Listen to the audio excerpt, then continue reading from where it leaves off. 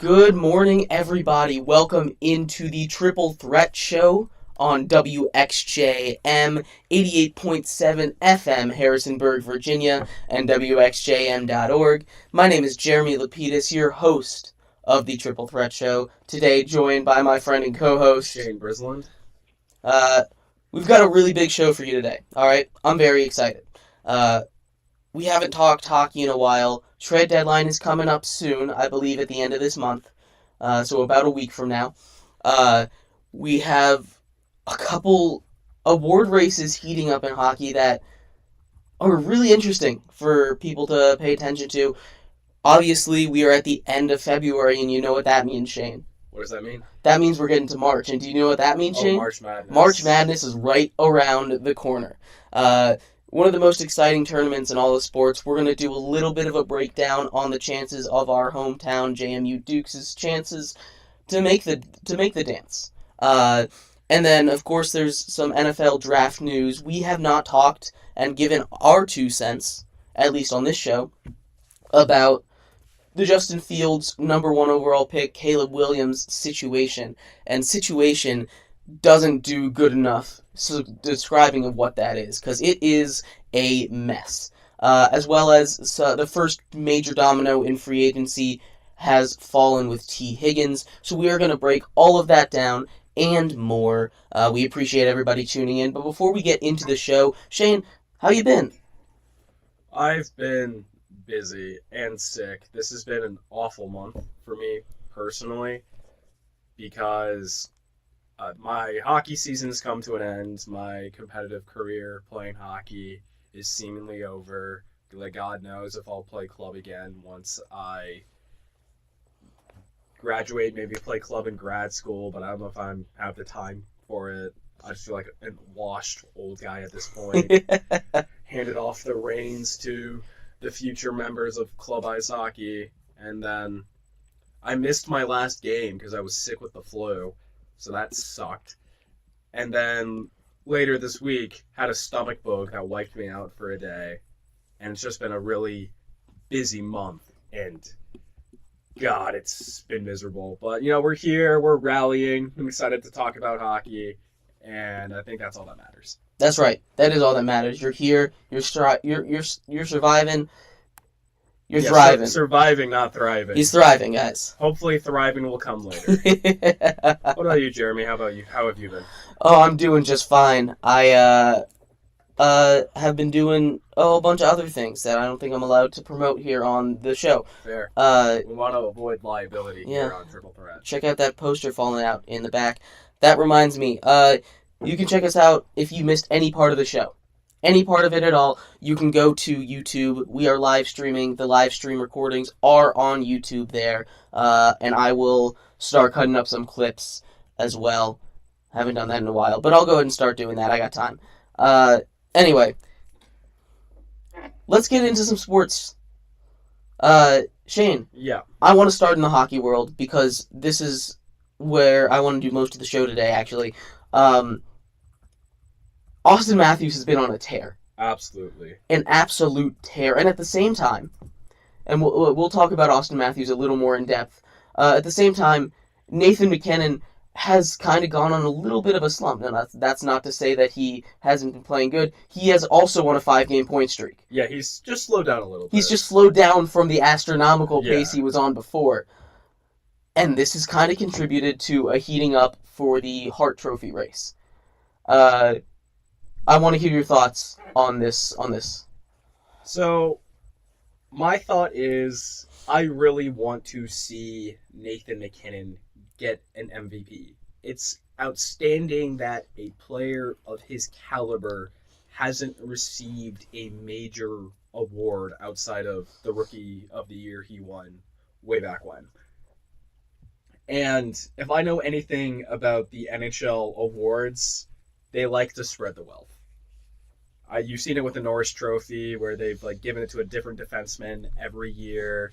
Like the MVP trophy that they gave to Austin Matthews when he scored 60.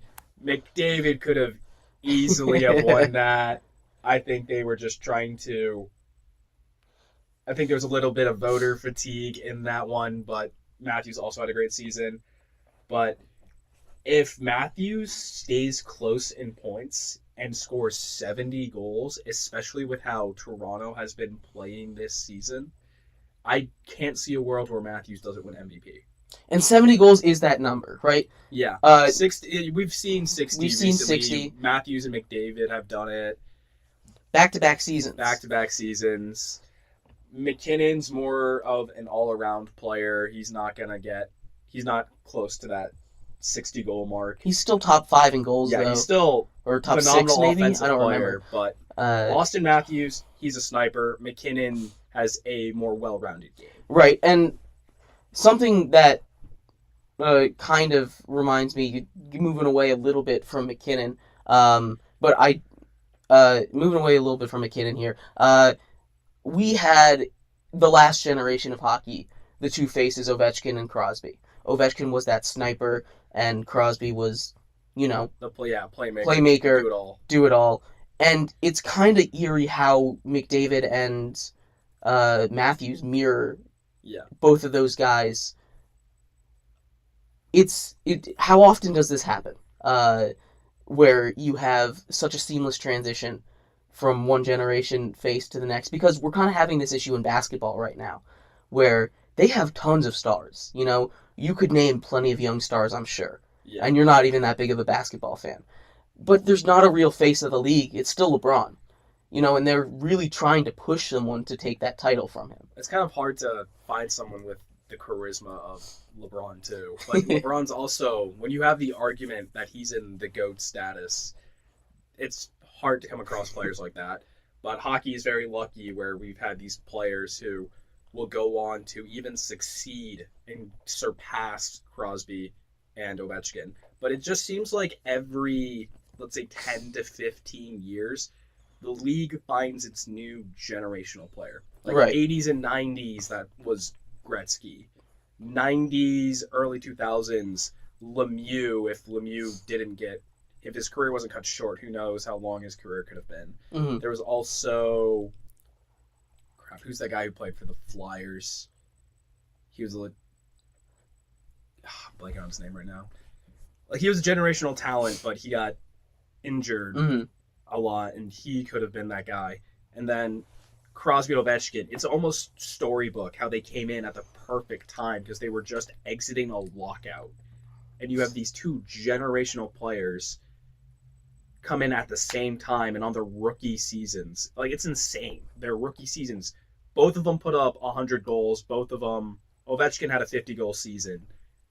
We will never see anything like that again. And it helps that they were in the same division to compete against each other for these many years. I wish McDavid and Matthews were in the same division so we could have that rivalry. Right, that's the one thing that's missing. That's the one thing that's not the same. They kind of mirror each other very beautifully, that pairing of players. Yeah.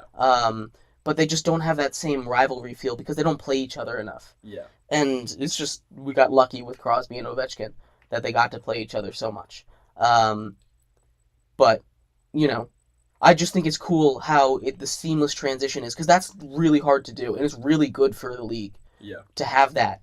It feels like every division has the generational player, because the Atlantic has Matthews, the Pacific has McDavid, the Central has McKinnon, Makar, and maybe Connor Bedard's going to rise through the ranks and become that next generational player. And then the Metro still has the lingering effects of Crosby and Ovechkin. Mm-hmm. Maybe Jack Hughes can take that spot, but Jack Hughes is definitely a tier below right now the Matthews and McDavids of the world. Getting back to Matthews, 70 goals is that number that we're both circling. I feel like we came to that number kind of independently of each other, just because he hit 50 goals. Well, that's the next milestone you got to hit. Right. You've done 60, now show me 70. Right. He hit 50 goals in 54 games. That's the fastest an American player has ever done that. He got to, I believe he's at 52 now, unless he played a game last night. Yeah, 52. So he is just about on pace to hit 70. He would be the 9th player in NHL history to do that, in the first in 30 years. The first since Brett Hall did it 3 times in a row from 89 to 92. That's crazy. Hall of Famer for a reason. So are you obviously the MVP race here is something that's heated up because of this. Um, I just want to say Kucherov is in that MVP race, but the problem with him is I don't know why assists are just not as flashy as goals, and he's very much like a Patrick Kane where he does not play a lot of defense. He's a winger, he's there to get offense, to get points on the power play, but his two-way game is definitely lacking. McDavid and Matthews, centers have a lot more defensive responsibility, so MVP voting skews to them a lot more often unless they're that far ahead of the pack points wise where the offense outweighs any of their shortcomings. yeah. And that's one of the things that kind of hurts McKinnon because he's not that goal scorer. You know, it's the same thing in a lot of sports. There's that one counting stat that everyone loves. There always is because it's the one that's the most important on the scoreboard. At the end of the day, whoever scores more goals wins the game. And Matthews, too many M names. Matthews does that. You know, I keep when I do McKinnon and McDavid, I keep almost saying the wrong one in my brain. Yeah. Because they both got the Mick. Yeah. But no, like it's the same thing. You know, the goals. It's the most exciting play in hockey. Yeah. You know, for sure. It's everyone loves to see a goal, right? You get the big flashing lights at the end. You get all the attention in the world right on you. Yeah. Right. Like that's the only time in hockey. It's the only time in hockey where everyone looks at you, regardless of what you're doing. Everyone looks at you, which is why it stands out. It's the same thing in football with touchdowns. And God, the Leafs especially have been struggling to find depth scoring this year. Mm-hmm. And they've had to lean on their top guys a lot more than they usually have had to in previous seasons. And this is the strongest. I think Matthews has a stronger case this year for MVP than he did when he won 2 seasons ago. Why is that? Because the Leafs were a lot more of a complete team back then. Like, yeah, he got 60 goals, but John Tavares was still putting up good numbers. He's not as old. I don't want to say washed, but he's not as worth his contract as he used to be. Playing with Mitch Marner definitely helps. William Nylander had a really hot start at the beginning of the year and has tapered off a little. But outside of that, the Leafs haven't been seeing a lot of production compared to that season when he scored 60 goals. Like, a lot of their depth is gone because of salary cap issues. Morgan Riley had that 5-game suspension, and the Leafs are playing well in spite of not having their best defenseman. And their defensive core isn't as strong as it used to be because you used to have Jake Muzzin. He's now de facto retired because of injury. You have Brody now. He's just a lot of these older players are just not who they used to be. Right. Like Giordano, I think he's got to be 40 by now. I can't believe he's still playing. And just, it's a shell of their window is closing. I'm glad you brought that up. That was my next question. Yeah. Because Matthews is only 8 years into his career. I was looking up his numbers a couple days ago because I was thinking about that comparison with Ovechkin, and how Ovechkin, you know, chasing that goals record. Conversation I'll skip to a second. But he's almost been in the league for 10 years. He's still pretty young for he's what, 29 now? Matthews? Yeah. No, he's not 29. How early did he come in the league? Is he 26? He came in as a rookie. He's got to be because he was going to be a free agent this year. So he's like 20, he's between 26 and 20. This is his 8th year in the league. He came in 2016. He got drafted in 2016, So he's like, we could easily Google this, but he's like 26, 27-ish. Because I know UFA is around 26, 27. Mm-hmm. But yeah, they're gonna have to spend a lot of money on him, obviously, and he already has an extension. They're still how long is his extension for? For 4 years, so that'll take him right to the end of his 30s. Like he'll turn like early 30s. But you mentioned age, and obviously, you can have the best player in sports. You look at a guy. You look at a team like the Angels in baseball, who had Mike Trout and Shohei Ohtani on the same team. 2 of the greatest players, not just of the time, but of all time in the sport, and they couldn't even make the playoffs. You know, it's a team game. Hockey especially. Yeah. Right? And that team core is getting older. and not just the Leafs, because I want to get your thoughts on how much longer their window is on the Leafs, but in general, what's your philosophy on blowing up a team when the window starts to close? It's just when you have players like Matthews, you can't tank, especially in the prime of his career, unless you trade him away. Right. The biggest issue right now is that John Tavares is aging, and he's just not putting up the numbers he used to. And his contract is, I believe it ends next season, and they need that cap space to sign depth. You're not, as you see with every playoff team in the NHL, you need depth, and I'm going to harp on it till the day I die. If you don't have depth, you're going nowhere in the playoffs, and the Leafs just don't have that, and when they did, they had to go against the Tampa Bay Lightning or the Boston Bruins. So it's just they've gotten extremely unlucky with the hands they've been dealt these past years, and this roster doesn't scream Stanley Cup champion to me because your bottom six isn't going to cut it in the playoffs. Not even talking about your defensive core and goaltending. You're just trying to get carried by your stars. And as Ovechkin has shown you, you're not going to win a cup by just relying on your stars. Although, I do feel like the team that won the cup in Washington was their weakest. I wouldn't say their weakest. Definitely wasn't their best team. But it's the team that just got over the hump. Right. And it's not even that they had great depth, because they returned a lot of the depth from the Stanley Cup run, and they all kind of sucked the next season, right? Holtby also had a down year that season. Yeah. But they showed up in the playoffs, and that's what all that matters. You're right. Lars Eller, he was drafted. He got traded during their President's Trophy runs, and he showed up big time in the playoffs.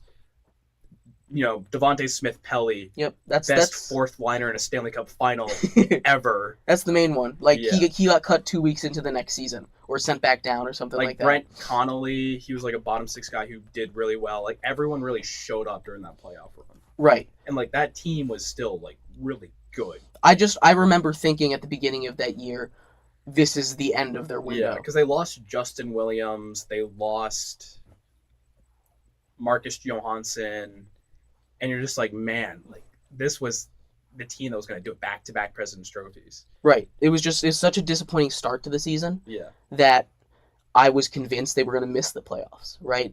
And then they ended up winning the whole thing. That was the first time in my life that I can remember that I was like, oh my God, this team sucks with the Caps. And then they end up and won the cup. Yeah. So it shows what I know. But and then the Leafs just don't have those depth guys. Right. Matthew Nyes, he could be that depth guy. He's a rookie coming out of the University of Minnesota, and he's got a lot of potential. And sign him to a team-friendly deal. He could be that depth piece that you really need to get some scoring in that lineup outside of the top six. We were talking a little bit about the trade deadline.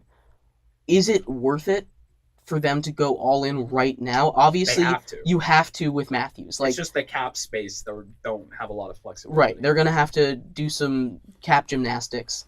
But with a guy like Matthews, and it's different situations with different stars, right? In different levels of their career. I'm sorry to keep bringing this outside of hockey, but a team like the Washington Nationals, what they did after they won their World Series in 2019 is they traded everyone. They couldn't re-sign Soto. He said no.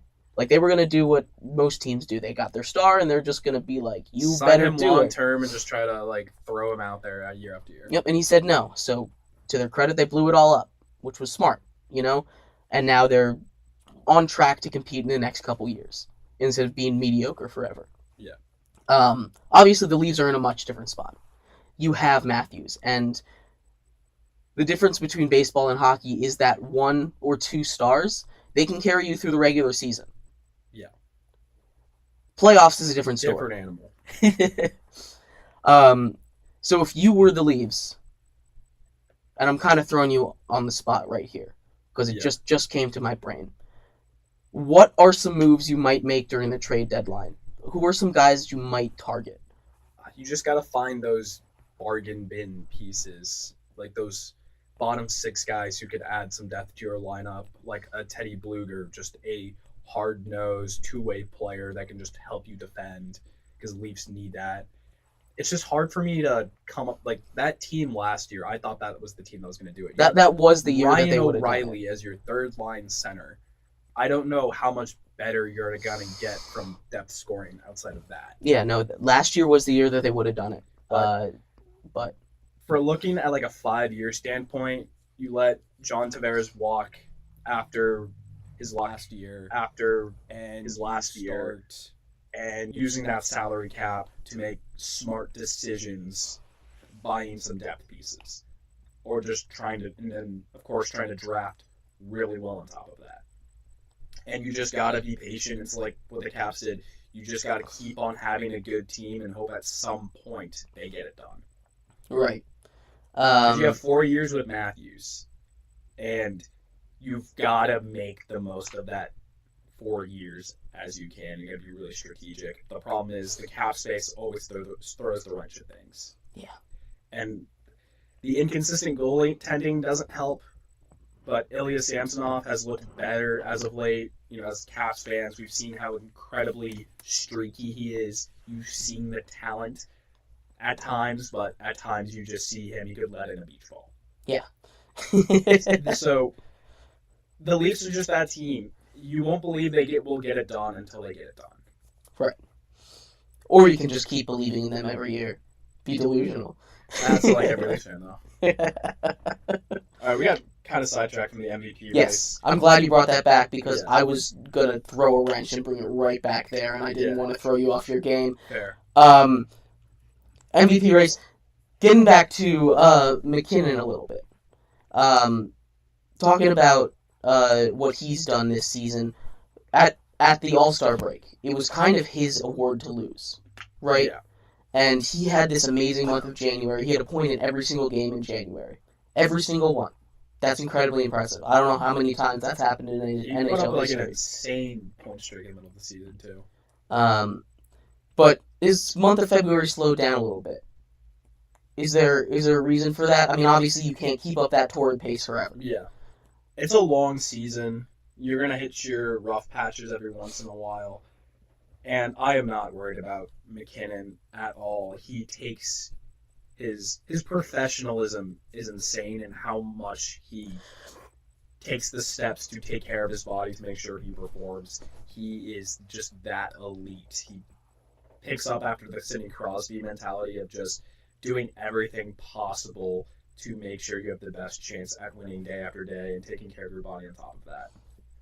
Yeah, and I'm selfishly want him to get a award. It's the only thing he's missing from his trophy case. Exactly. That's exactly my point. You were playing with McDavid and Matthews at the same time in your prime, in their prime. And you already have the one thing they would trade all those awards for. The cup. He's got the leg up on them. He's got his the cup. trophy case is just missing the one award. Yeah. He's already first ballot Hall of Famer, in my opinion. Yeah. If he that's just the cherry on top of his great career. But when you're playing with guys like McDavid and Matthews, and there's plenty of people that have experienced this in other sports and in hockey as well, with Ovechkin and Crosby playing with them in their primes, they're just going to suck up all the awards. Yeah. Because they're so gravitational in their hockey skill, in their media presence, in their stardom. Yeah. It's so tough for these other guys to do it. And this is his chance. This is by far his best chance. Like, if he doesn't do it this year... We don't know when Matt McDavid's going to have another down season. Right. And down season, it isn't that bad. He's still like top 5 in points. Right. This is a down season for him. But for almost any other player on the face of the planet, this is like, I would kill for this season. Yeah. And it's crazy. He's so good. But there's players that get unlucky in their careers, and there's plenty of examples of that. Yeah. People had to play with Wayne Gretzky. Yeah, you're not getting no. He won 7 MVPs in a row. Like, that's sad. Who was that? Mahomes, the whole Mahomes before age 28 stuff. Mm-hmm. And then someone like, well, Gretzky had like 5 Stanley Cups and 9 MVPs before he reached 28, like 9 scoring titles. So let's slow down on the best career for before 28. God, just I love looking back at just like Gretzky stats. They're just so ridiculous. My favorite one is that the fastest player to get 1,000 points is Wayne Gretzky. The second fastest player to get 1,000 points is also Wayne Gretzky. Because he's the only player to reach 2,000 career points.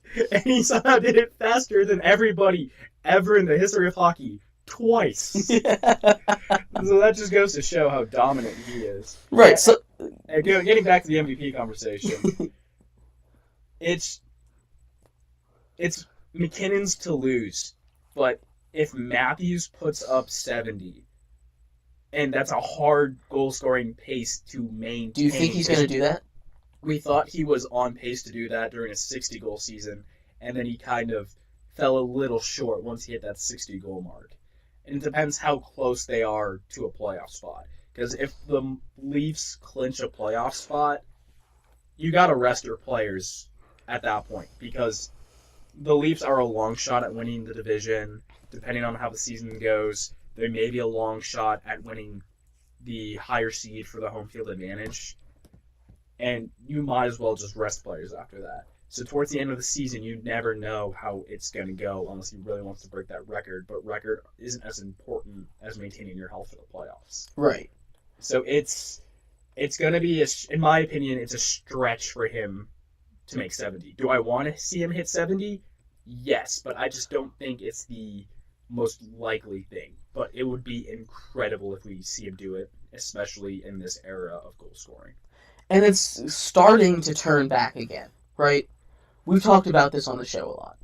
We had, growing up, one of the most incredible eras of goaltending. Yeah. You know, we could go on for 15 more minutes talking about these legendary goalies that we've been lucky enough to watch, and it's just been the norm. Yeah. You know, and you can find some clips of this on our YouTube if you look hard enough.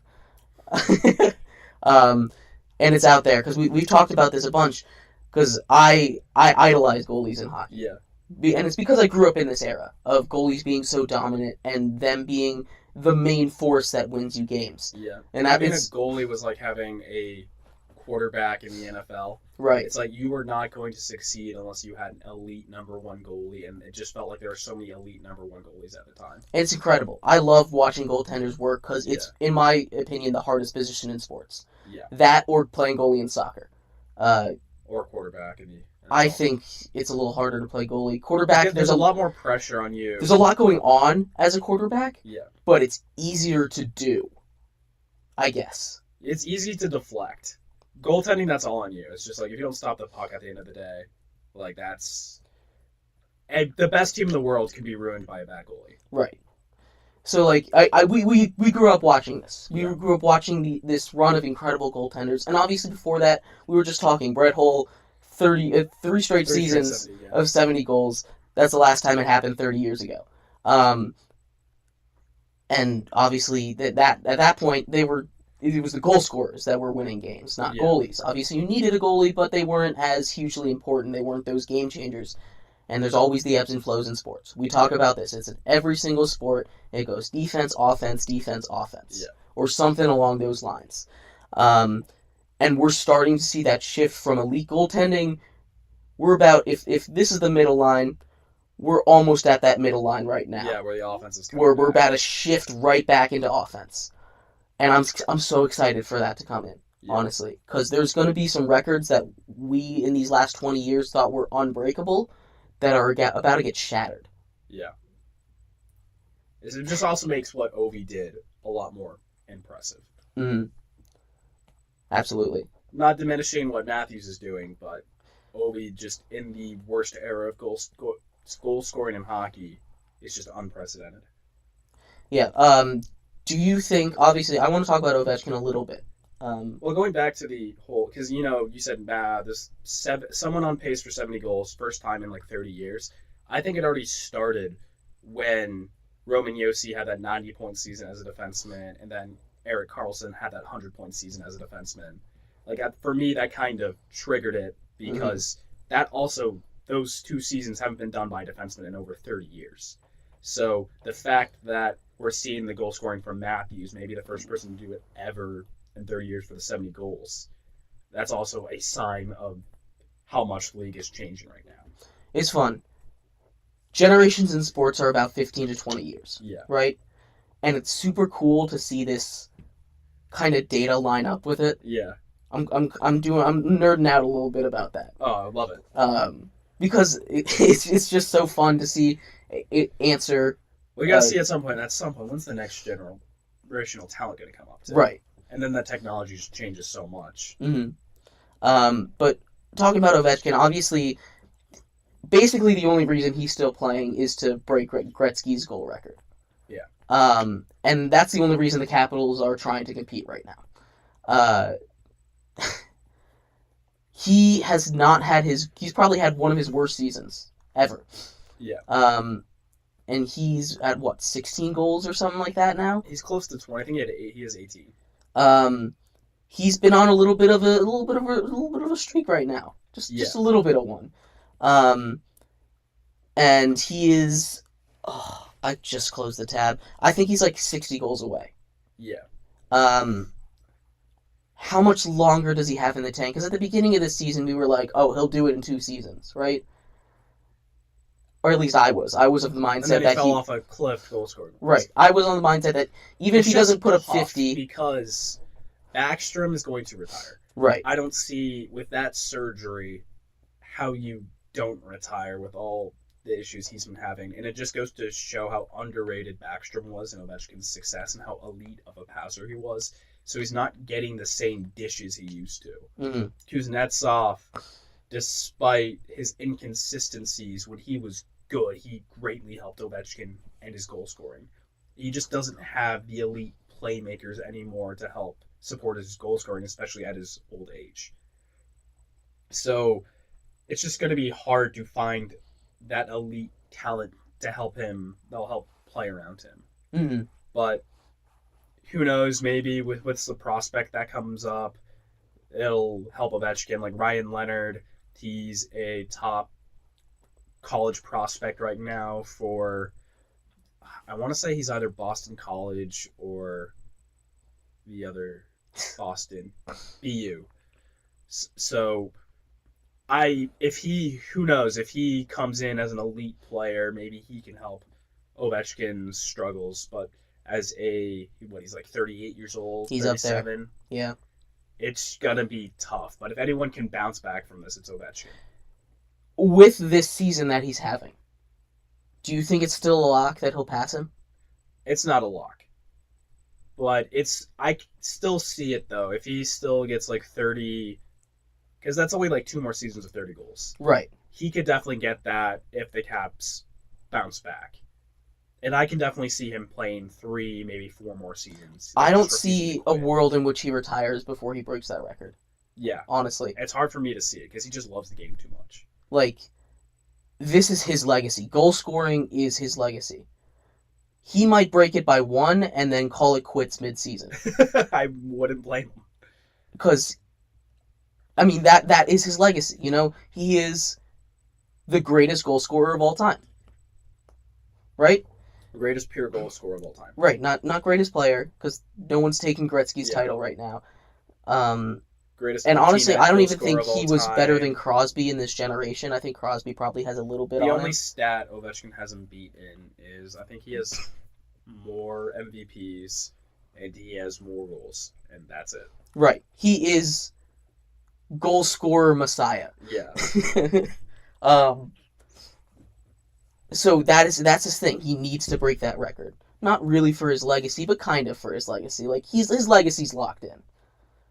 But who knows? It'd be that nice little thing to look at 20 years down the line, when people haven't watched Ovechkin play in his prime, and they'll be like, "Oh, that guy's the greatest goal scorer of all time." He kind of needs that a little bit. You just never know. Priorities change. Right. He has a family, but one of his biggest strengths was his ability to stay healthy, and God knows with age, you get injured a little bit more easily, but he's one of those players I wouldn't be surprised if he just somehow finds a way to tank through these next 3-4 seasons just to get this record, and I don't know what his motivations are. Mm-hmm. But he loves the game of hockey, and I can see him playing it until he breaks that goal record, and then maybe he decides to focus more on family. Right. And I mean, you have to be a maniac to dedicate yourself to sports to this age. If you look into any, like, the dude drinks soda on the bench I don't know how he's been able to do that. His body doesn't make sense. To have that diet and still perform like he does, he's a Russian machine. It's a crazy Russian experiment. I don't know how it works, but it does. Yeah, and you have to have a different level of dedication as well. To play till you're 40 in any sport, yeah, you have to have a different level of drive. Because when you're 20 and you love playing the game, you're gonna love playing the game. When you're 30 and you start to get a little jaded with it and you get hurt a couple times, major injuries. And you're like, to play till you're 40 in any sport, which is why what Ovi's doing is so impressive, which is why what Tom Brady did was so impressive, which is why what Crosby's doing and what LeBron is doing is so impressive. I think the more interesting thing is, because Ovechkin's going to stay with the Capitals forever. Right. Crosby can still play, and the Penguins aren't winning. And would Crosby leave the Penguins? No, he would not. To pursue a winning team? He's won enough. It's not like the situation where this is a guy... let me put it this way. If Connor McDavid, with his lack of cups, was at the age where Sidney Crosby is, he's still great, but he's not... He's getting traded Connor McDavid. Connor McDavid is not staying with that team because he wants a cup. Yeah. Right? Sidney Crosby has already won, Three. Three cups. He doesn't need another cup. He doesn't need another cup. Does he want one, though? If he went into the Pittsburgh Penguins office and was like, I want to play for a contender, he's gone. Of course he is. Yeah. I don't think he would do that. Well, who knows? We're not Sidney Crosby. We don't know how he thinks. But if you're telling me that, the Colorado Avalanche knocks on the door, it's like, yo, Crosby, do you want to play with Nathan McKinnon, your hometown buddy? Go team up with Ovi. Who's he going to... That would be hilarious. That'd be awesome. He would never do it. That'd be so cool. It's just the two withering old guys on a mediocre team. That'd be legendary. It would be so legendary. But I don't think my brain could process it. I would die of shock just seeing that. It's like, this doesn't make any sense whatsoever. It'd be like 2013. Crosby in a Caps jersey would give me a seizure. It's just like these two things just it wouldn't look right. It would look awful.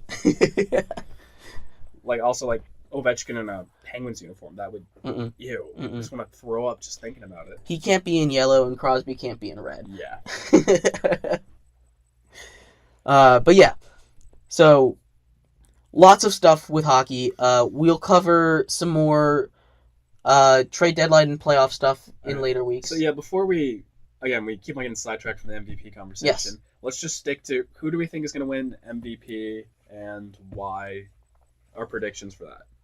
So I'm going to put a little caveat in there. Yeah. I think Matthews is going to hit 70 goals. Yeah. So it's going to be tough not to give it to him. I want McKinnon to win this. Yeah. I do. Like I said, he deserves it. It's that one missing piece on his shelf from what otherwise is already a complete shelf of everything. Yeah. So in a world, I would want to give it to McKinnon if I was a voter, but if he hits 70 goals, I can't not give it to Matthews. Yeah. Same here. If Matthews gets 70, he's getting MVP. Right. If he doesn't hit 70 and McKinnon still puts up, let's say 110 points, he's already close to 100 points, I'm giving it to McKinnon unless Kucherov goes on this absolute tear. But I'm giving it to McKinnon unless Matthews gets that 70 goals. Yeah. So it's interesting. Keep an eye on this. There's history to be chased. So yeah, but I want to get a little bit into the NFL draft. Yeah. Cuz it's starting to heat up. NFL free agency is right around the corner. The franchise tag window has opened up, and we've had our first major move with T. Higgins getting franchise tagged with the Bengals, $21.8 million. It's a lot of money. 1-year deal. I'm just worried about how much Justin Jefferson's going to get paid. I would be more worried if he's even going to stay on the Vikings. Yeah. I'm just like, that's going to be a lot of cap space for... He's worth it. He's worth it, though. But I want to start off with the draft, and the Bears are on the clock right now. Bears got the number 1 pick from the Carolina Panthers. They've been on the clock since January, and they have yet again a tough decision. Just like last year, they have the number 1 overall pick, and they can choose to keep Justin Fields, trade the number 1 pick, trade Justin Fields, keep the number 1 overall pick. The difference in this year's draft is you have a much stronger quarterback class. Whether you like Caleb Williams or Drake May or Jaden Daniels or even a Michael Penix or a J.J. McCarthy. I'm glad you don't like that name. I also am not a big fan of him either. Which I cannot believe that people think J.J. McCarthy is going to go top 10. He wins games, Jeremy. You know who else won games? Do you know who else won games? Who? A.J. McCarron. Do you know where he is now? I have no clue who that is. He was the Alabama quarterback when they won like back-to-back-to-back championships. Oh, yeah. He is in the XFL. Also like Stetson Bennett. Yep, that's the next name. He won games. Yeah. You know where he is now? Yeah. You don't. It's a different sport. It's a little bit of a different sport, college football and the NFL. I hate that J.J. McCarthy is going top 10 in mocks and that people think he could go as high as 3. That's dumb. That's so dumb. One thing I love about sports is small sample size. Like, just having a small sample size and just not being a focal point of the offense just seems like a recipe for disaster for me. Yeah. Because that's the big issue with, Josh Rosen and Wilson for the Jets. Mm-hmm. They had such a small sample size coming out of college, and they kind of fell in love with the potential, the talent that they thought they saw. Potential gets you fired. Yeah, and they fall flat. Like, I would rather have a more proven guy with a longer track record, like better idea of what you get, more film to see who they are. Idea of what you get, right. More and I film mean, that's to the see one who thing they with are. J.J. McCarthy. Right. He was a 4-year starter. Right. It's not like Zach Wilson where he was a 1-year guy. I just don't like him. I don't think his game will translate to the NFL. Yeah, it's like a run-heavy team, too. Yeah, it's a very run-heavy team. But back at the top of the draft, the big question right now, and the one that is driving all these crazy controversy, stupid nothing stories, Justin Fields, Caleb Williams debate. What are your thoughts here, Shane? Because this is the big story of the offseason right now. Here's my opinion on drafting NFL quarterbacks. Ooh. It is the biggest crapshoot ever. No one knows what they're doing when they're drafting a quarterback. It's the most unpredictable position to predict in the NFL. You just have no idea how these guys are going to develop. You have no idea how they're going to be able to read plays. You don't know what situation they're going to end up in and if they're going to mentor them properly. You just have no idea how this is going to turn out. Like, Tom Brady, for God's sake, best quarterback of all time. No one thought he was going to be anything at the time. Brock Purdy. No one was going to know who Brock Purdy was, and he somehow found a way to get his job, and he was the last pick in the draft. Like, Kirk Cousins was a 4th-round pick. Dak Prescott was a late-round pick. Like, all these hype behind these first-round guys, you just never know. Like, they bust all the time. So, who knows what we're doing at quarterback? At least with Justin Fields, you know what you're getting. Because the floor for trying to draft another first-round quarterback is in the basement. And I like what I've seen out of Justin Fields. I think you have a lot to work with here.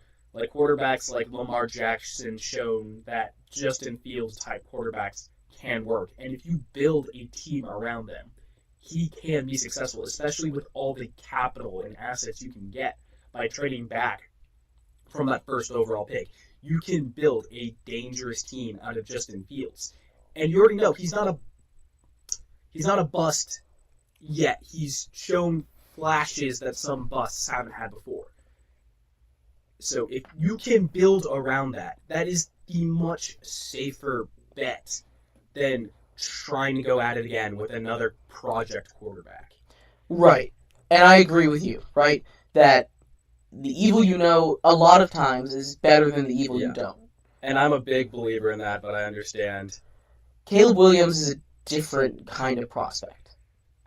But we say that about every prospect. We really don't. People do. But the people that know things don't. But he's not like a Joe Burrow or a Trevor Lawrence. He just doesn't seem like he lives up to that level of prospect that we've seen in the past. Right. And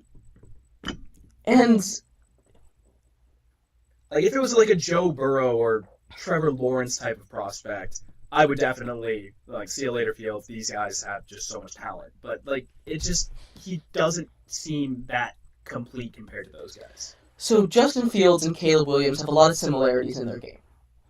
The difference is Justin Fields, what his strength is running, right? And what he can do with the ball in his hand as a runner is elite. That's his elite talent. That's what, if he can get his arm together, will make him an elite quarterback. Just like Lamar. You know? But what Caleb Williams has, and you look at the Bears and the USC Trojans of last season, they're very similar. They both had horrendous, awful, terrible offensive lines. They both, excuse me, they both had really bad defenses. Really bad defenses. And they both had like one wide receiver. What Caleb Williams can do with a team, and I know it's against college, so it's a little bit different, but what he can do with his arm is some of the most incredible plays I personally have ever seen. You go and you watch some of his highlight reels from college. There was this one play that I was watching. He pirouettes. The entire offensive line is lost. All 5 guys. He pirouettes around 3 defenders, throws off his back foot 50 yards downfield, back shoulder perfect placement to a receiver that if it was anywhere else would have been intercepted. Not a great decision, a perfect throw. His arm talent is one of the best that I've seen in a long time. And his pocket presence is really good as well. As good as Justin Fields is at running, Caleb Williams uses that in the backfield. He uses that to stay and find an open guy. He can extend a play so much longer than it should be extended and find someone open. Now, obviously, that's a detriment sometimes. Sometimes he doesn't take the open check down. There's downsides to everybody's game. Yeah. You're right. He isn't a Trevor Lawrence level prospect. But he is close to that. He's very close. And with Justin Fields, the main issue, if this was Justin Fields last year, right, and he had done what he did this year coming into the season, I'd be much more inclined to keep him. But the fact of the matter is you're going to have to pay him next year if you want to keep him. This is a decision that you not only have to make for now, but if you're the Bears, this decision has to be made about the cap, and it's a little more complicated than just 1-for-1. Sure, you can get a lot more by trading down. You trade down, 7 spots to the Falcons. They get Caleb Williams. You keep Justin Fields. Who are you going to get? You're not going to get any of those elite quarterbacks, obviously, because you have Justin Fields. And you might not even get one of those top receivers that you need. There's 3 or 4 top elite receivers in this class. Obviously, you have Marvin Harrison Jr. You have Malik Neighbors out of LSU, and you have Rome Odunze from Washington. Those three guys, if the Bears, and I've seen some mocks where it happens, I'm not so certain that it's gonna happen, but there's been some mocks where you have the Bears keeping the 1 pick. Daniel Jeremiah's mock came out. At 1, they take Caleb Williams, and at 9, they get Rome Odunze. And if they can do that, oh my goodness, that team is going to be so much fun. What Justin Fields can do, and we just talked a little bit about it, potential gets you fired. This is the word. It's potential. He's got it. I had a coach who said potential is a slap in the face. Like, potential is an insult. Because it just means it's just something you haven't done. Right. It's what people see you can be, and you're not living up to it. And that's not to say that you'll never live up to it, which is why toolsy guys with potential. You don't make it in the NFL just based off potential. You make it off results. Right. They get so much run, and they get so much slack on their leash. But we're reaching the end of the line with Fields because you need to pay him. Yeah. And you can't pay a guy for potential. That's where they draw the line. That's the hard line. If you have enough potential, you can make it to the end of your rookie contract. You can even make it 5 years if you show enough flashes to get that 5th-year option. You're not getting past that 5th year, 4th year with potential. Yeah, this is his last chance. He's got to do something this year or he's done. Right. And as much as he would like to stick with the Bears, resetting that clock on a team that's not ready to compete yet, to have to pay a quarterback when you're not ready to compete is not a winning formula. You're going to have to dish out. You saw what the Giants had to do. Yeah. They had to throw $40 million at Daniel Jones. Oh my God, that's awful. And it's because he won a playoff game. He realized that potential for a second. And he got paid for it. Boom. Fell right back off the cliff. Obviously, last season, it's not all his fault. Injuries, offensive line fell apart. Everything went wrong for the Giants. It wasn't just him. I still don't like having him as your number 1 guy. Yeah, that's a story for another time. I'll still defend that contract because they have an out after this year. They didn't go all in. They didn't say, you're here for 4 years no matter what. It was a 2-year deal with 2 optional years, basically. Yeah.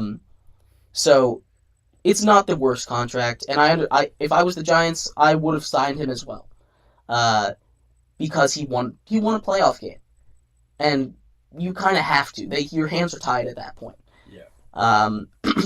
But with Justin Fields, you have to put yourself in a situation where the Giants don't have a lot of cap space because they owe Daniel Jones a lot of money this season. They might not be able to sign Saquon Barkley again unless they give him their entire cap, basically. And you, as the Bears, as a team that is not ready to compete yet, you don't want to get put in that situation where you're handcuffed by a quarterback that might not even be your franchise guy. Right? So drafting Caleb Williams kind of resets the clock a little bit.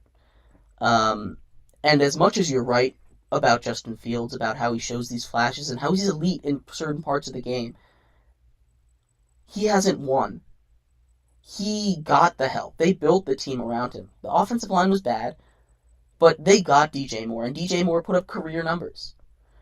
They went out, and that defense was a little better. It was not good. Awful. It was awful. But they tried to build around him a little bit. And they did what they could. It wasn't good enough. And he didn't do enough either. Like, he went on a little stretch of games at the end. But he left that sour taste in your mouth with the last game of the season. Getting killed by the Packers, having a bad game. That was the game. It didn't matter what he did the rest of the season. Quite honestly. As long as he played good enough, recency bias is a powerful thing, Shane. It's the most powerful thing, and it's the thing I hate the most about sports analysis. Recency bias is so prevalent in everything we talk about, because it's all about now. It's all about what do you think. It's not look in the future and analyze everything. It's quick thoughts, hot takes, all that stuff. Recency bias is the driving factor for all of that. And it's so tough. There's people that there's one guy that I watch on TikTok, and he's infuriating. I don't know why I keep watching him. He gives good information, and he's right a lot of the time. But what he'll do when he's wrong is he'll be like, takes evolve, things change, I was joking, it was a bait and switch, I just wanted to get engagement. It's so infuriating. But we love lack of accountability. But he's right about he's right more than he's wrong. He's right a lot more than the average person, which is why I respect his opinion. But when he's wrong, it's infuriating because he refuses to be like I was. Except when he does. When he does say I was wrong, he's like, I was wrong, guys. But was I really wrong? It's anyway. I'm getting sidetracked. Yeah. Recency bias. It's so incorporated into everything we talk about as a sports media, as everything in the sports media, and it's with Justin Fields. He didn't do enough. You know, you can take. So you think he's going to get traded? I think he's going to get traded. Yeah, I think he's going to get traded. The Bears aren't ready. I wonder what teams would be looking for him. We'll talk about that in just a second. We have blown past the top of the hour, and we've reached it. Surprise, surprise.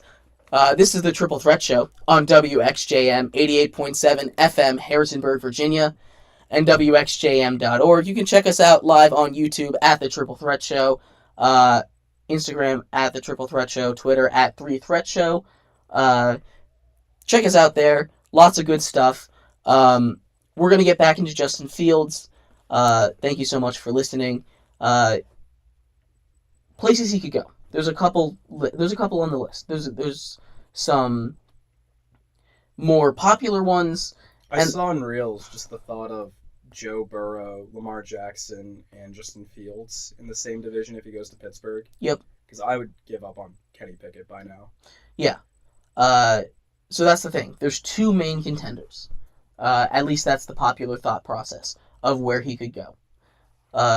Steelers and Falcons. Start with the Steelers because you brought that up. Having all those guys in the division would be a lot of fun.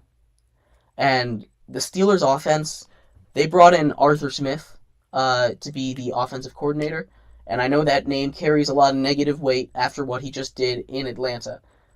But he's a good offensive coordinator. You saw what he did with the run game in Tennessee with Ryan Tannehill. You get Justin Fields in that offense. You let him work in RPO type style thing. Quick throws, lots of run-heavy offense with Pittsburgh that wants to be run-heavy anyway. Adding Justin Fields to that would be very nice. It'd be a nice little fit. But the issue is Kenny Pickett. Do they want to give up on him? Yes. Do they? I mean, I would. I don't know what they're thinking about him, but I did not like how he performed last season. Right. He did not have a great season. Mason Rudolph usurped him. Yeah. And that's never good. It's never good when you're getting outplayed by the third string. Mason Rudolph is a free agent, and he's probably going to get a little bit of a contract. Recency bias. He doesn't deserve it. He's not good. Straight up, not good quarterback. Justin Fields would be an improvement over there, hugely. And they made the playoffs last year. They find a way to do it every year. It's crazy. It's Mike insane Tomlin to me. Effect. It's what a good coach does for you. Yeah. But Mike Tomlin also was in his last year of his deal. There might be a little bit of desperation there from him.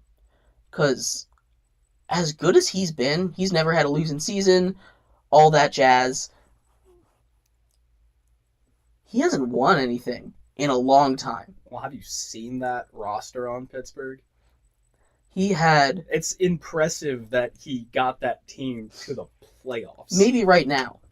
But you go back when they had the Killer Bees, Ben Yeah. Roethlisberger, Antonio Brown, Le'Veon Bell. That team was sick. They didn't win anything. Yeah. They couldn't get it done. They were a good team. Seemed like they also had a lot of locker room issues, too. Yeah, that's a whole other issue, Yeah. though. But, like, he hasn't really won anything in, like, 10 years, right? And his leash, as long as it is for being one of the greatest regular season coaches of all time, it's starting to maybe tighten up a little bit. So do you think that makes that desperation move, or? I think they might. I think the Steelers are 1A in this conversation of who's going to make that move for Justin Fields. So, like, what's his value? Like, what, a second-round pick? Second or third round pick. Max, second and a fourth. That's what the Jets got for Sam Darnold, although I don't think they're going to get that for Justin Fields. Less? Less. Second or a third. Yeah, that's what I think it'll be. And then the Falcons. There was obviously that huge story that was blown out of proportion recently in the last week. About Kirk Cousins going there? Or? About Justin Fields unfollowing the Bears on Instagram. Oh, yeah, I saw that. And following Bijan Robinson, Drake London, and Kyle Pitts on Instagram. I love the social media speculation.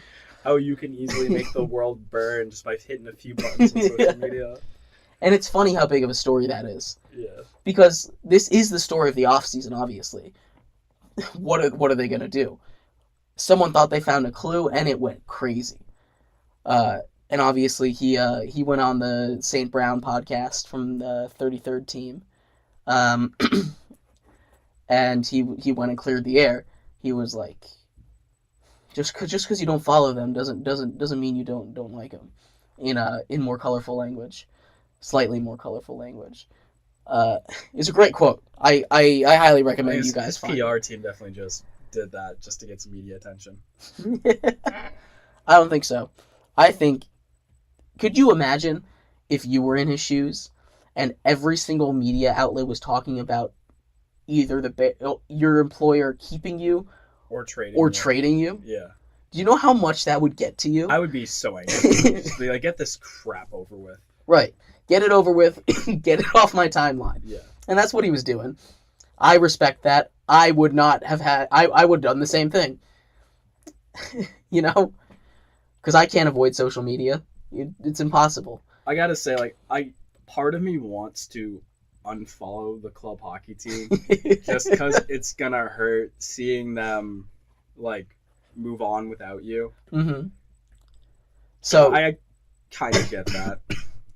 So yeah, there's reasons why he didn't. There's good reasons. Yeah. But it brought in a media firestorm. And it brought attention to the Falcons because he was following those three guys. And the main issue I had with that story is that he doesn't get to choose where he goes, so it doesn't matter who he's following. Yeah. But regardless of that, the Falcons would be another really nice fit. They obviously just went out and got a new head coach, Raheem Morris, I believe, from the Rams, defensive coordinator. Justin Fields on that offense would be fun. They have the weapons. If he goes there and he fails, he's a bust. They have the weapons. There's no more excuses. Offensive line is still bad, but when you have Kyle Pitts, Bijan Robinson, Drake London, and whoever else they're going to get in this draft, probably an offensive lineman, it's really good. Yeah. You know? There's no excuses after that. Right. So that would be probably the ideal situation for him. But there's also some other places that are a little more under the radar that I think he could go. And one of those places, Shane, is your Minnesota Vikings. Here's the thing. I wouldn't mind that, especially if Kirk leaves. But there's no universe where I see the Bears trading Justin Fields within their own division. Right. And that's the issue. It's how high the Vikings would have to pay a little bit of a higher price. They'd probably have to give up a second and a fourth or something like that to get him. But I don't think it's out of the world for the Bears to trade Justin Fields within the division because I don't think they think that highly of him. Fair. Right? It's not like you're trading Aaron Rodgers. I'm just like, that'd be crazy. It Just would. try to picture that as a Vikings fan. That would be a very entertaining offense. The passing game won't be as good because Kirk was phenomenal for the Vikings. But it'd be a fun narrative going into next season. I think Kirk is out of there. I don't think the Vikings are going to pony up the cash for him. Coming off an Achilles injury, they can't franchise tag him. Yeah. So I think he's done. He's old, too, which doesn't help. But God, I want him back.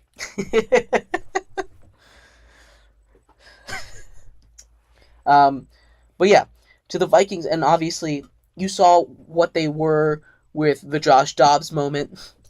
Nick Mullins putting up 400 yards and 4 touchdowns and 5 interceptions every game. It's just, if I was quarterback of the Vikings, I'd do the exact same thing. Like, if I have Addison and Jefferson, I'm just throwing it up to them and just hoping to God something happens.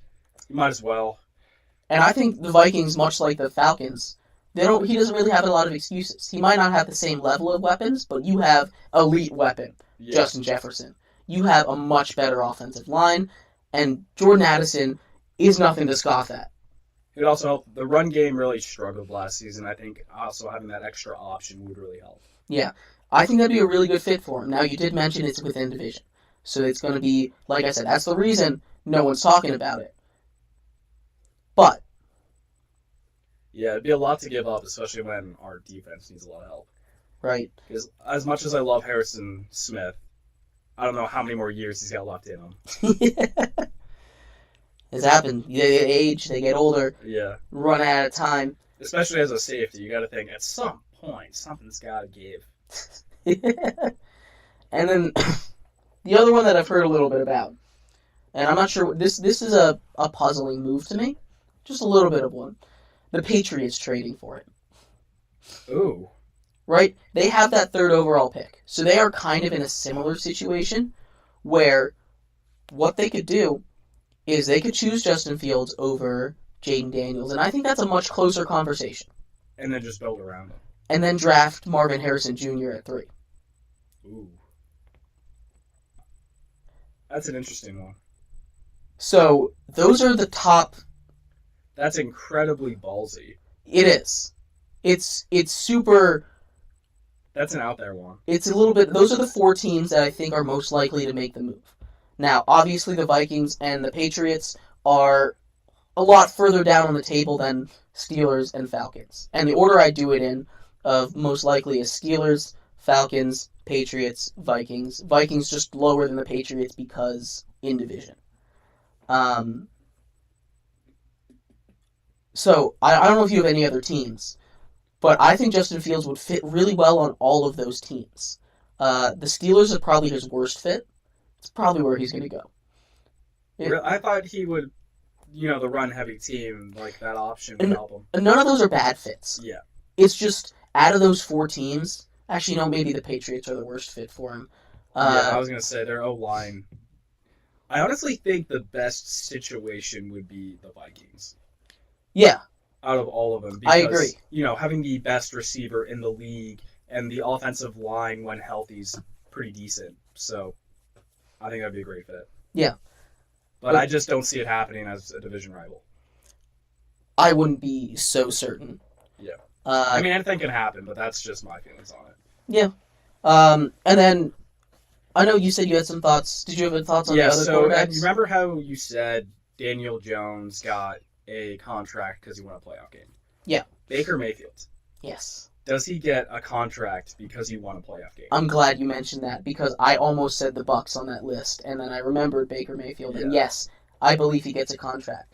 And here's the thing with how Baker. could you not? He's so bipolar in his play. He did this with the Browns. He won a playoff game up there, and then he got hurt. A little bit of a down season. Yeah. He got hurt, and he continued to play through the injury, and then he went on his little run around the NFL for a little while and ended up in the Bucs. But the interesting thing with that team is they're going to have to... They have a lot of decisions to make. They have a lot of major free agents. They only have 1 franchise tag. Mike Evans. He said he's waiting on what they do with Baker Mayfield. I don't know if he wants him or not. I'd assume he does. He put up some of his best... He had some good numbers. Right. Baker Mayfield, but again, obviously... he's shown he can put up good numbers for any quarterback. Yeah. He's very good. He's so good. Yeah. Underrated. He is. It's crazy that he's still underrated. Has that much production, but he's still underrated. Antoine Winfield Jr. probably going to get tagged. Levante David, I think they're going to let him walk. They have a lot of decisions to make in this offseason. So you like blow it up, and then if you do blow it up, and Baker's gone, that just saturates the quarterback market even more. All right, it's not like it's a good quarterback market. You got Kirk Cousins, Yeah, he's the pinnacle.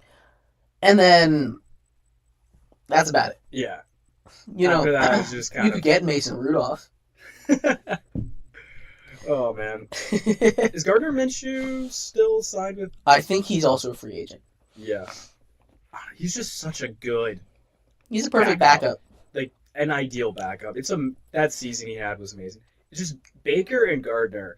I just love those guys as the underdog quarterback. Like everybody's like counting them out. No one wants them to give them the number one job, but when they get that opportunity, they show up and they take every yard they're giving. Yeah. Like I want them to do well so badly, but it just doesn't seem the NFL wants them to. Yeah, I mean it's one of those things. Some players need that fire under them to play. You know, some players get too comfortable with a lead. You know, and I think Baker is absolutely one of them. He gets too comfortable when he's in a comfy situation. But do you think the Bucs are going to keep him? Yes, I do. I think he's going to get a Daniel Jones type contract. That would make the most sense to me. It's going to be probably, if I had to throw a number out there right now, $42, $43 million a year.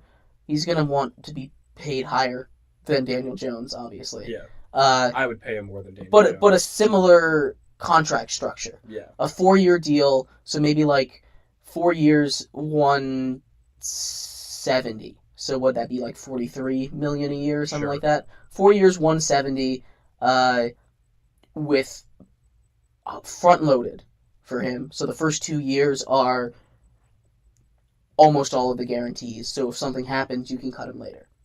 That's the kind of contract structure that I would give to him. That's the kind of contract I would give to any of those unproven guys that have won. It's just weird saying Baker's unproven because he's got such a large sample size. But I just feel like there's always that. I feel like he's the new Kirk Cousins where he's like good enough but not elite. Right. And there's going to be lots of quarterbacks in that tier. Yeah. Right? And Kirk Cousins kind of found his way out of that tier somehow. Where he's like above that. Yeah, good enough. He's in a little bit of a no man's land. The echelon is not there, but he's still like really solid. Yeah. So I mean, there's a lot of questions in this offseason with quarterbacks, but yeah, we'll break down even more of it as time goes on. Did you have any thoughts on T. Higgins before we move on from this? I mean, it's like phenomenal wide receiver too behind Jamar Chase. I would try to keep him around, and it was just unfortunate that the Bengals kind of underachieved with Joe Burrow being injured. But we'll just see what happens next season, and I think that will help sway what he'll do. All right, and real quick to wrap up our show here, we're gonna move into a little bit of a March Madness preview. We got about 8 minutes here, so we're just gonna break down JMU season a little bit. All right, this has been a historic season for them, right? The JMU men's basketball program, they are at 25 wins. Both the men and women play today. They're on the road. 2:00 for the women at App State, 5:00 for the men at Georgia Southern or Georgia State. I don't remember, but this has been a historic year for them. They still have a bunch of games to go. They haven't hit the conference tournament yet. They have the most wins in all of D1. Wow. 25. That's a program record for the entire season. And that it was 24 before, and that included the conference championship wins and everything like that. Like playoffs and stuff. Yeah. That included playoffs. So regular season they've already surpassed, including playoff wins. They were ranked in the top 25 for the first time in program history. Everything's cool. God dang. It's crazy. Yeah. I mean, and baseball beat the number 3 team in the nation a couple days ago. Yeah. Look at us go. JMU's year. It is. Um, but their main issue, and the reason that they're on the bubble instead of on the way in, is because of App State. Appalachian State. It's been a thorn in JMU's side ever since they made Some the things never Sun Belt. change. And it's fun. I love that. I love It's good that. to have a rival. It's It- good to it have a is. villain. And ODU was always kind of that villain for JMU. And they're in the Sun Belt, but we kind of are winning a lot Trouncing against them. Yeah. So it's not as with the newer people. I mean, obviously, I don't have the same kind of feel with ODU, but when I look at the history, I know that it's a rivalry. You know, a lot of people. I was at the basketball game, and we were in the press conference, and it was asked, "Did you know that it was a rivalry?" And the players were like, "No, Yeah. we didn't really know it was a rivalry." Especially being from the area, ODU doesn't feel like they have any animosity towards JMU. Right.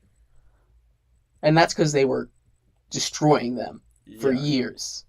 They were destroying us for years. But App State, it's been competitive with the both of us. You know, they've both handed each other pretty devastating losses in football, and basketball has been so much fun this year with the two teams. But they can't beat them. They just can't. It's an awful matchup. For JMU, their size, their shot blocking ability for App State is just devastating. And the Sun Belt hasn't had. So, do you know how the seeds work? How selections work for basketball and March Madness? Is it like if you win your division, you're in?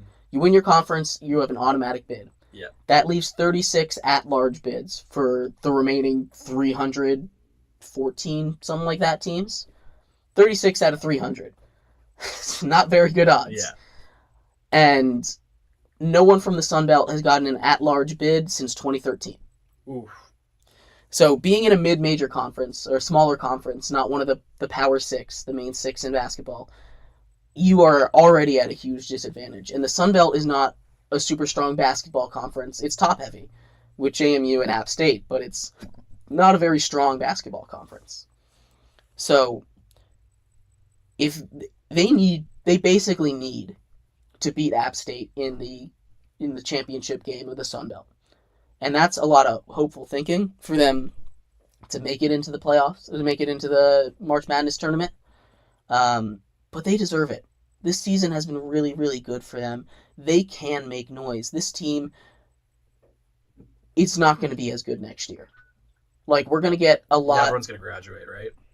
A lot of people. It's not going to be. It's going to be almost unrecognizable. The entire starting lineup is gone next season, most likely. Terrence Edwards could still come back, but everything indicates that he's gone. Everything that he's saying. He's a redshirt junior. He might transfer or he might declare for the draft. I don't think he'll... You think he'll get drafted? If anyone on this team was, it'd be him, and he'd be a role player in the NBA. Gotcha. Best case scenario, right? Yeah. He'd be second round or undrafted guy if he was to go. But they're good. They're all very good. We're losing the entire starting lineup. We're going to get a lot of good transfers in next season, so it's not going to like it's going to be a bad team. And it's just not going to be as good. I love Jalen Carey. I'm a huge fan of him. I love his game. He's a freshman. He's a true freshman. Center, big dude, can shoot a little bit, spaces the floor really well. Really good on defense. I'm a big fan of him. Big and physical guy. I love his style of play. If he can stay and be a cornerstone of JMU, and that's not going to happen a lot of times with the transfer portal being a thing, it'll be huge. You got him and Xavier Brown, and then they'll fill out the roster with transfers. Because there's a lot of people that are wanting to come here after this season. So they'll be a good team, but I'd like to see them in March Madness, and I think they can do it. It's just going to be really tough. Firstly, they need to make it to the Sun Belt Championship game undefeated. They can't. They've got, I think, 3 games left, or 2 games left in the regular season. 2 or 3, I don't remember. They need to win all of them, and then they need to make it to App State in the Sun Belt Championship games. Otherwise, they're done. If they lose a regular season game, they're out, unfortunately. Didn't realize it was that tight. It's super tight, because the Sun Belt's not good. Yeah. So if they lose to any of them, it's going to tank their KenPom net rankings. That's how, obviously with 300 teams, they're not all going to play each other. And right now, JMU, I believe, is like 50 or 60 in those. And that's about the range you want to be in. Obviously, 64 teams, you know. You want to be in that 50-60 range to get a shot.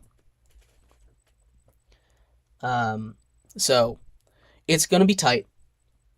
But they need to win out, and the only team that they can lose to is App State.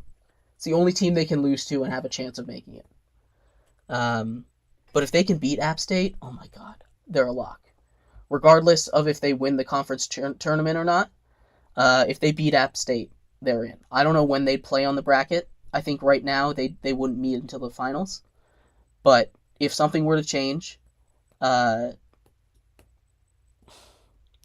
they beat App State in like the third round, I think they're a lock anyway. But yeah, that's a little bit of March Madness for you. Yeah, I was gonna say the last time they made it was 2013. Because I remember there was like a year where there's like a ton of Virginia colleges like in the finals, or like they made it pretty far because it was like, you know, UVA, JMU, VCU, Liberty. I feel like I could name a few more, but like Tech, that's another one.